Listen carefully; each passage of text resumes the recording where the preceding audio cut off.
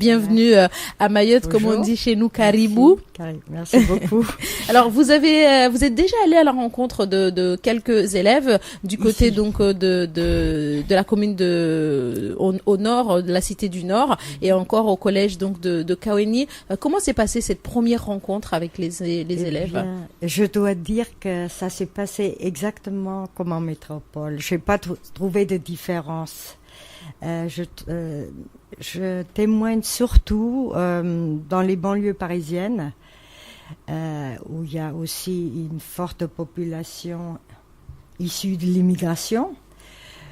Donc, lorsque je me suis trouvée ici pour la première fois devant une classe, je n'étais pas du tout...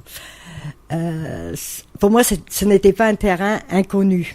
Je me suis trouvée aussi devant des élèves qui ne parlaient pas tout à fait bien le français, comme ça se trouve dans les banlieues parisiennes, où il y a beaucoup d'enfants issus de l'immigration et ne parlant pas parfaitement le français. Donc, je ne me suis pas trouvée dépaysée du tout. Mm-hmm. Non. Et depuis combien de temps est-ce que vous faites ce parcours de partage? J'ai accepté de le faire en 2004 pour la première fois. Parce que je ne voulais jamais parler de mon parcours, puisque pendant la dernière guerre mondiale, je suis née du mauvais côté de la barrière, puisque moi je suis née en Allemagne, et je suis née sous un régime totalitaire, donc je n'osais pas en parler en France, en métropole, parce que j'avais honte. J'avais honte d'être née là où est venu tout le mal pour beaucoup d'autres pays. Et lorsqu'on m'a sollicité, j'ai beaucoup réfléchi et je dois dire du fait de témoigner toutes ces années, ça m'a libérée aussi de cette honte.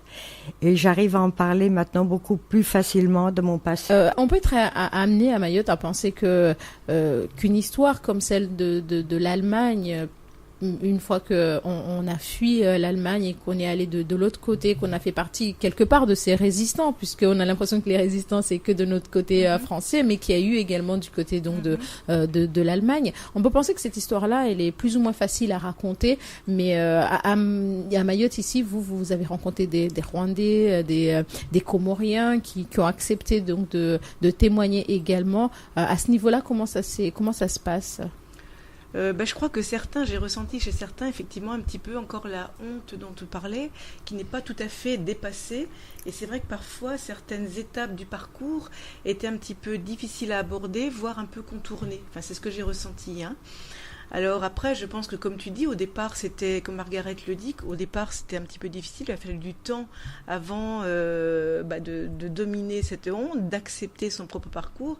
Et je pense que ça va se faire avec le temps. Peut-être un dernier message à dire, à donner, donc notamment sur notre île où la situation parfois peut être assez compliquée, complexe entre les gens qui arrivent de l'extérieur et puis les accueillants et tout, que peut-être un message, notamment forcément un message peut-être d'espoir et tout, d'entente, de conciliation, c'est encore possible aujourd'hui. Moi, je pense toujours, lorsqu'on arrive dans un pays étranger, c'est celui qui arrive qui doit faire l'effort d'aller vers l'autre.